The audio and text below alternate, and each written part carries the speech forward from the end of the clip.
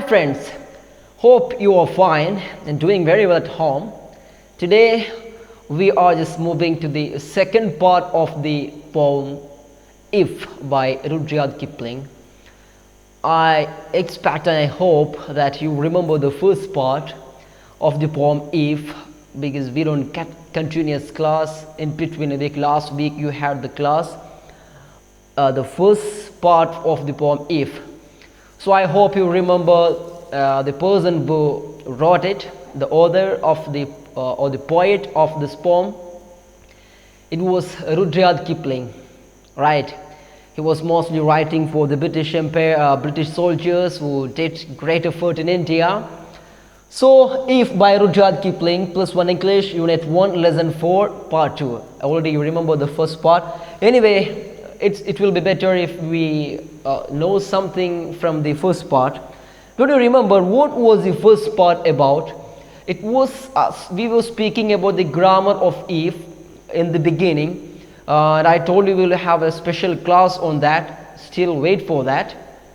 Anyway, the poem started with the word if, and the second clause or the subordinate or the clause which finish the sentence will be coming at the last line or the second last line of the poem. But I was talking about that, how we can finish that sentence. Anyway, going through the theme of the first part, what was? It was about self-confidence. The first 4 lines were about self-confidence. So when all about you are losing, you should keep your head long, you should keep your head high, isn't it? Have you heard such a line or such lines from any other poet? I hope you know the great poet, or the person who brought Nobel Prize to India first for his work Gitanjali. Yes, Rabindranath Tagore. Once he told in his poem To the Heaven of Freedom, to where the head is held high, to where the knowledge is free, to where the world has not been broken up into fragments by narrow domestic walls, to that to where the words come from the shaft of from the ultimate truth. In that meaning, I don't remember the correct line. Anyway, he was talking about to where the head is held high, and to that heaven of freedom, oh my father, let my country awake. That was a poem. Anyway, so we should keep our head high always, and we should create a world where everyone can keep their head high, is it? So, and first the second line was, or the fifth line was about patience, means wait. If you can wait and not be tired by waiting, isn't it? You remember. And lies. If you are lied about, if everyone may gossip around you, or if they lie about you, but you don't indulge in lie. And hatred, if anyone hate you and you don't hate them, but you love them instead. If you have all of those qualities like pretensions, like be genuine, and if you are not too good, but you don't talk too wise, even though you keep all these virtues, all these moral values, you will be the man, and the world, the entire world will be of you. That was the point which Rudyard Kipling made in the first part of the poem. So I think you got it now. So let's move to the second stanza. Are you ready to move to the second stanza of the poem? Okay. So would you read it please with me?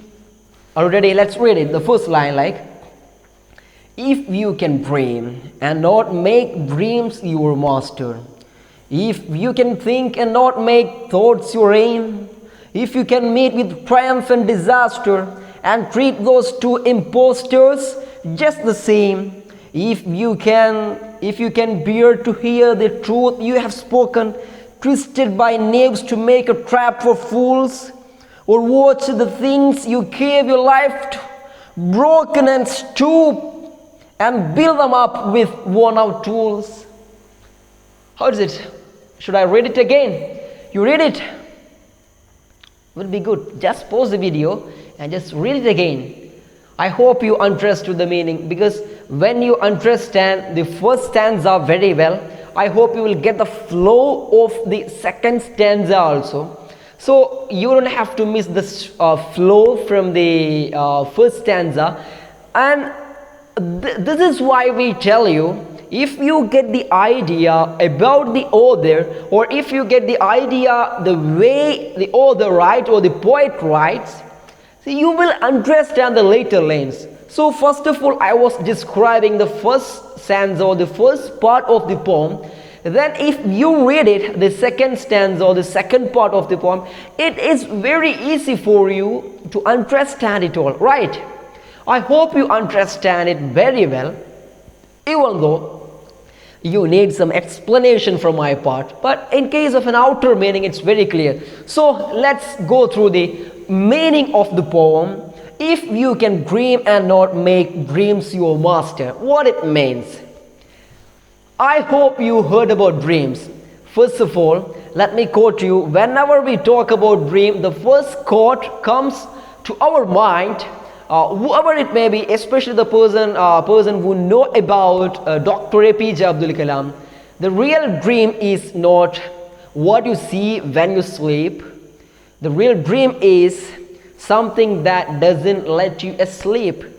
So here the poet says, if you can dream, same time, if you can dream, same time, don't make dreams your master. Means every time you are dreaming and not doing anything particular to fulfill the dream. That is a foolishness that poet wanted to describe here or to explain here. You should dream a lot. So without dream, what is a life? If a person just lives without any dream or anything, his life will be like a threadbare or like a boring one. Nobody will be there to catch him. Nobody will be there to notice him. But people with passion, people with dream, people with intention, people with objectives, they are admired or they are respected in different aspects of life because they have a dream. So you have to create a dream, and you should come with a dream in your life also. But same time, understand one thing, don't make dream your master. Always, if the dream lead you, you are not a good listener, you are not a good speaker, you are not a good person at all. So understand, you should dream. So let me ask you one thing, my dear students. What is your dream in your life? Maybe when someone tell you, so what is your aim, what is your objective, what is your goal? Everyone asks it, right? In our life, everyone asks it. What is your dream? What is your goal? Especially when someone comes to the class as a new one, so they will be asking you to introduce yourself. Then you will tell that, so my ambition, my passion, my ambition is to become a doctor, an engineer. That's all dream. But same time, as Dr. APJ Abdul Kalam says, that dream which catch you shouldn't let you asleep. So it means that you should work for that dream, to achieve that dream. You should work to achieve that dream.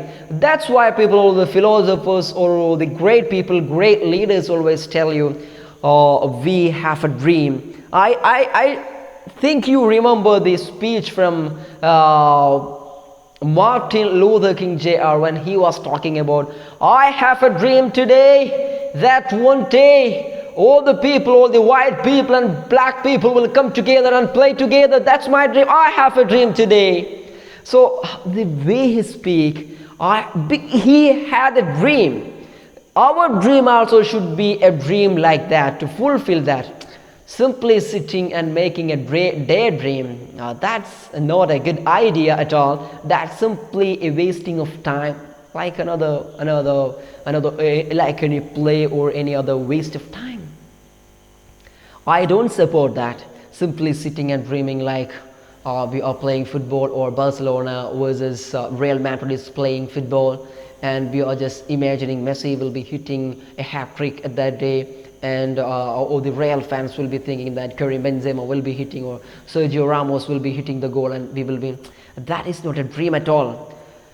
That's a negative thought. Negative thought means comparing the positive and negative. I don't tell that thinking about football is negative in its meaning, but Comparing positive thought and negative thought, it's a negative thought. Okay.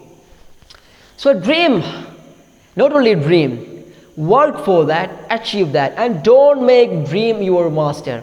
And coming to the second line, if you can think and not make thoughts your aim. See, in these two lines, the author wanted to tell us three things: dream, thoughts, aim. So all these three should be different from one.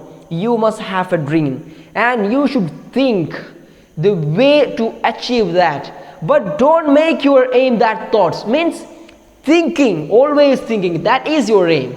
Always how we can achieve that goal, and we are just thinking about it. Make thoughts, simply thinking about it, that's not a good idea. So don't make your aim thoughts always. What is your aim? I'm thinking of being a doctor, I'm thinking of being an engineer. Good. Never do that. So my dear students, don't make thoughts your aim. So you should have an aim, but it should not be your thoughts, it should be your actions. So when you have a dream and you have thoughts, you should go through the action next time. Then only you can fulfill that. Then only you can be a great person. So dream, think, create an aim, act for that, and come to the actions. Always the great institutions like Ideal, so such institution will have vision and mission. So we will have a mission. Don't make that vision your mission. Means mission is acting, you have to do for that. Always being you have a vision like dream thoughts, and it should not be always a vision. You should make it a mission. You should make it practical by your missions and activities. Understand? That's the difference. Coming to the I'm not going to elaborate it a lot. Okay.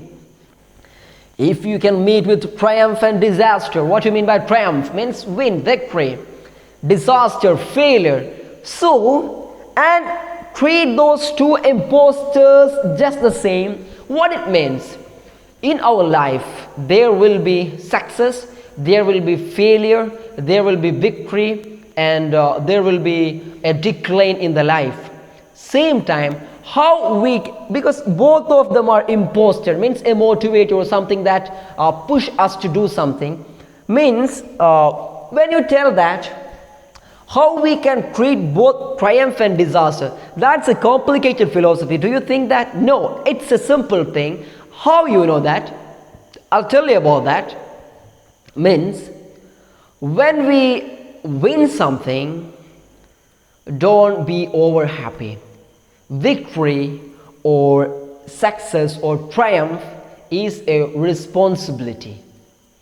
Whenever you win in a game, whenever you score well, whenever you win an examination, it's a responsibility for you to win the other examination also. Because when you win, and if you lose for the second time, all the people around you, they will be talking that the first victory was by chance. It was not your choice.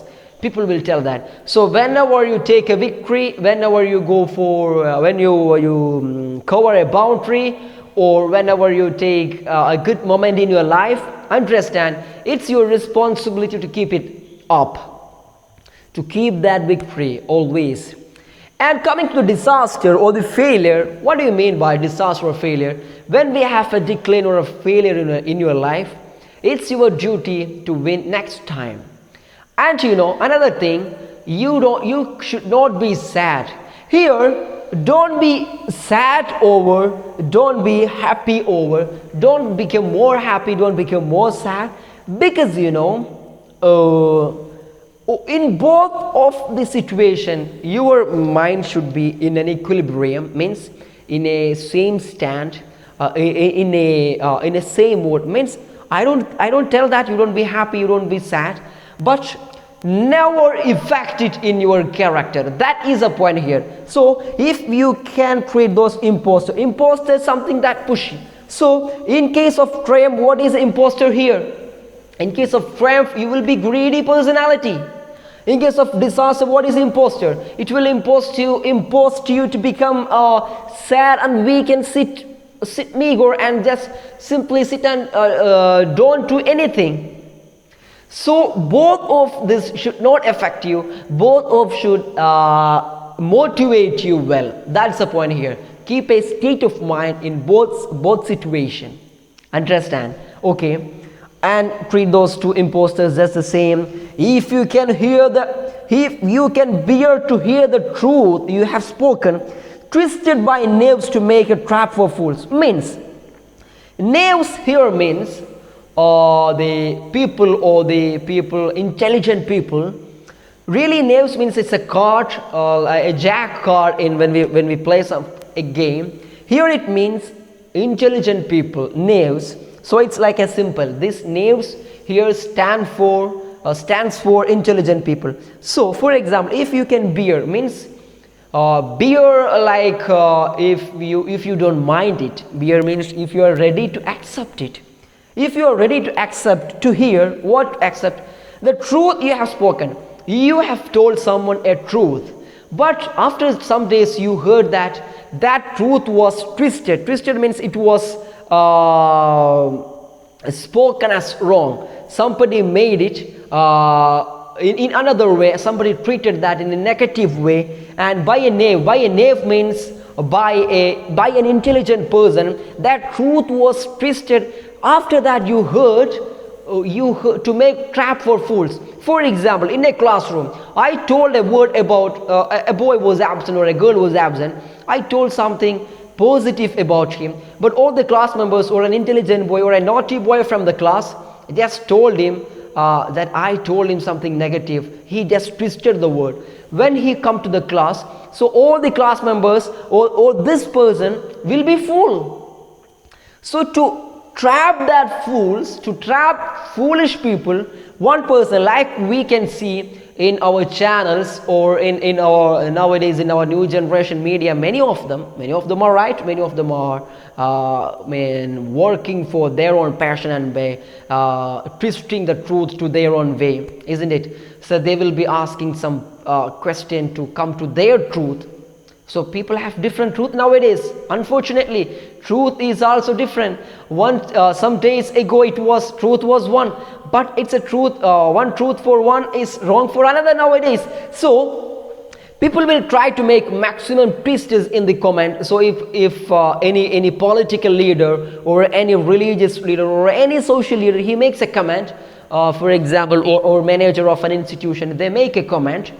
Others just take it as a negative. So that is known as twisting by the knaves to trap the fools. But if you can bear to hear that someone you told someone a truth, but after that you heard that truth as a lie, means you heard it, you told something like that and you heard it. So if you can bear that and not shake emotionally and not shaken emotionally, so if you can bear to hear the truth you have spoken, twisted by knaves to make a trap for fools, or watch the things you gave your life to broken, means you have given your life for the success of something. You have given your life for the successful voyage of something, but you heard it broken. For example, you started a business. You gave maximum sacrifice, maximum your life for everything to that. After some days you hear that's broken, that business was failure, and stoop means it was failure, utterly failure. And if you can build them up with worn out tools. Worn out tool means all tools or the available resource. This is also an imaginary. Worn out tools means we will have already available resource, or with minimum available resource. After failure or after broken up, after your business or your any venture or any of your step that was broken, that was completely or totally failure, after that if you can build them up again and again with the available resource, you are the man, and everything above the world is for you. That is it. So if you can dream and not make dreams your master, if you can think and not make thoughts your aim, if you can meet with triumph and disaster and treat those two imposters just the same, if you can bear to hear the truth you have spoken, twisted by knaves to make a trap for fools, or watch the things you have you gave your life to broken and stoop and build them up with worn-out tools, if you can do all that. Okay, so let's go through this stanza once again. I hope this part will make it very easy for you. So what we were talking all this time? First one about dream. I told you and I explained about dream. And second thing, thoughts. And what are the imposters in life? Don't you remember that? I was talking about two imposters: triumph and disaster, success and failure, victory and failure. And knaves. Knaves here, it's an important thing because it's an imaginary use of image, and in poems it's visible. To use the image will make the poem more beautiful. Don't you think it? So if someone tells the things in a plain way, it cannot be called as a poem. Or we should take a simple imaginary from the nature and compare it, use a metaphor, simile. So when we use such poetic devices, poem will be more beautiful. So don't think about you should have a dream. Same time, don't forget, dream should not be your aim. Thought should not be your aim. Dream should not be your master. Okay, but you should come to the action and do that. Okay. So talking about dream once again, the father encourages his son to dream, but he wants his son not to make dreams his master. I hope you remember that philosophy. I would like to explain it again and again. Means dream should be there in your life. It should not be a daydream. That dream should not let you asleep. Means you should always dream. You should always dream about your objective and work for that. Work to fulfill that dream. The second thing, dream is personified in this stanza by referring to dream as master. It's given a human attire. Don't you understand that? So here you understand. The word personified or the personification, listen to my words carefully. Personification means it's a poetic device. In this poetic device, how you can identify that? If we create a non-living object or something that has no life, we treat that thing as a human being or a living object. For example, if you tell that, who can be a master? Dream can be a master. Master is human, right? So it's a person. Master, a person only can be master. So but here we make dream as master. So it means we treated the word dream here as a person. So the word dream is a personification here. So we use the word dream is personified in this stanza. Means in the second stanza, dream was personified. It means dream is used as master. See, referring to dream as master. Don't make dream your master. For example, if I tell you, this boat is a non-living object. Okay, this boat will walk. Understand? Oh, this boat walks well. So it means in a poetic way, I can tell that it means it works well. Okay, so we give a human attire or a personal attire for the boat. So that boat is personified. So non-living object, if we use non-living object as a living object, that is known as personification. So you have to understand one more thing from the stanza, that we use imaginary of imposters, and we would like to use here, we would like to tell one more thing, personification. So if someone asks you what is the poetic devices in the line, if you can dream and not make dream your master, what is the poetic devices there? You can simply tell personification. Here the word dream is personified as a person. Okay, coming to the word thoughts. There will be negative thoughts, there will be positive thoughts in our life, right? And I would like to tell you, always be positive, because whenever you are ready to be positive, All things in front of you, you can see as a positive thing. If you start to think negative, all thing in front of you will be negative. Let me give you an example. One day when you set out from the home, you have a negative thought. So when on the way to school, on the way to your destination, there was a block or there was a rally, or there was somebody was beating the drum, and there was a good rally like for a Trishul festival. So you will curse that rally and you will curse that celebration very bad. It wasted my time. Same time, one day when you set out, you are with a positive mind. There is nothing negative in your mind. If you meet with the same thing, I mean like celebration of the Trishul festival or anything else, then you will tell that, oh, today I could watch the rally and there was a great celebration. That was a lucky day. Here, same thing, or the two things were same, but the days were different. That's why, when I come to class, someone tell that, oh, today it was a boring class. But same time, somebody else tell, oh, it was a great, fantastic class today. It was a nice class today. How it happens? So it is different according to your perspective and according to your thoughts. Understand? So the speaker encourages his son to think positive. So because mind or your thought, that should be a leading thing in your life. But he should not waste his life by making thoughts his aim. So in order to succeed in life, one should think and act. That is a point there. One should think and act. We people always think, oh, I have a dream, a very good strategy. But it should be practical. You should be practical. You should think practical. Coming to the next point, imposters. I was talking about two imposters. What was that? Or what were two imposters? It is triumph and disasters. Refer to the victory and failure in life. Example of another personification. If you can treat this triumph and disaster to imposter. So only a person can impose someone to do something. But here we say triumph and disaster are imposters like human. That is why it's another example for personification. I hope I have explained personification, right? So here, what is the real meaning from that? Change of fortune should not affect his attitude. He should realize that these are momentary, not permanent one.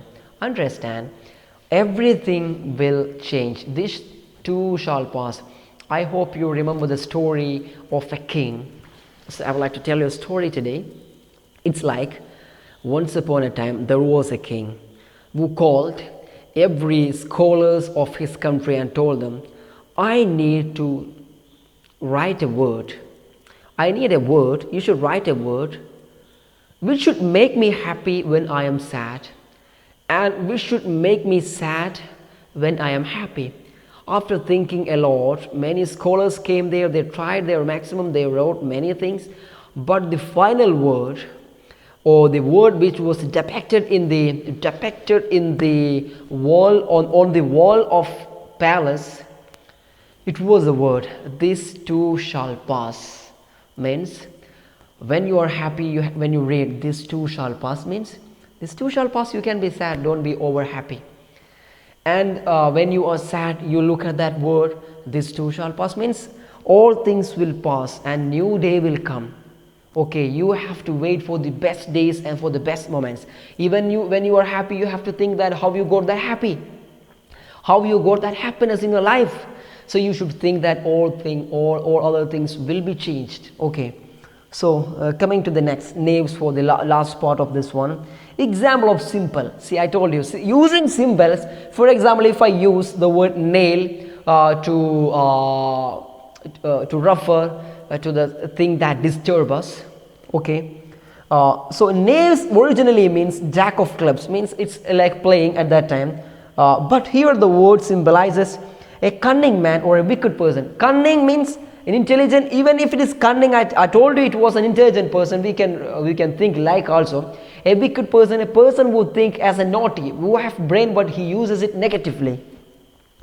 Knaves may give wrong interpretations what you say. So here you have to understand, knaves will be there, cunning persons will be there, wicked persons will be there. When you tell a truth, they will make it twisted, your truth, and they will make it a bad thing in your life. So you have to remember all these things when you study all these 4 lines from the part. And we were talking about worn out tools. And if you can see something that you have given your life for that, and that was stooped and it was broken, but you can build them up again with worn out tools. What do you mean by worn out tools? Why does the poet refer to the worn out tools? What is the matter? The poet further says that when the son realizes that his entire efforts and ambitions have been broken, he should try again with his limited resources. He should learn self-control and realize the value of everything. Here you have to remember the value of each and everything. I don't want to explain a lot, but understand there will be limited resources. It's not about having great resource. It's all about how you use your resource.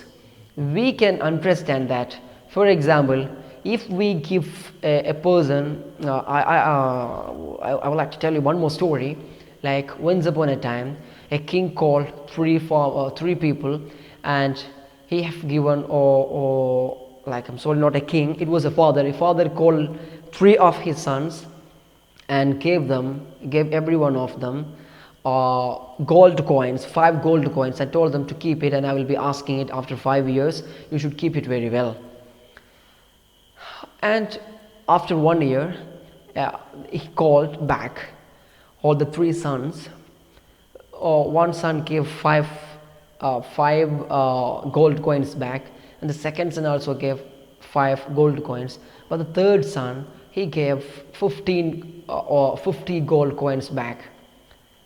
So the father had already told that it was a competition. So the third one won the competition because he utilized his minimum resource. So you should make maximum result out of minimum resources, maximum result. We have a lot of companies, we have a lot of schools, we have a lot of firms, we have a lot of countries, we have a lot of ministers. It's all about using them. For example, I have a good mic, I have a good cord. If I don't use it for a class, what is the use for that? So in all of your life, you have pen, you have pencil, if you don't use it. For example, if you have a calculator for your exam in your exam hall, but if you don't know how to use that, what is the use of that? As you took for the mathematics examination, you are coming for a maths exam or an accountancy examination, you are coming with a calculator, but you don't know how to use it. So it's not about having great resource. I know many people who they were born and brought up in a well settled family, but they become failure in their life because they don't know how to use that. And we can see the many other people. You should use the opportunities. You should use and find a space. Now Jeff Bezos is the number 1, the world richest man in the world. Number 1 richest man, Jeff Bezos, CEO of Amazon. Why? Because he understood the space. He did the business. So it's not about having great resource. It's all about how you use your resource. So the father advises his son, you should use the limited resources and make result in your life. So my dear students, my advice is, or my instruction for you also, use your resource. Here I would like to repeat again, you can dream, don't make, dream your master. You can think, don't make thoughts your aim, and create the triumph and disaster alike, both imposters. Okay, and if everything is broken in your life, build them up again with one of tools. Use your resource. Okay, hope you will do that. Thank you.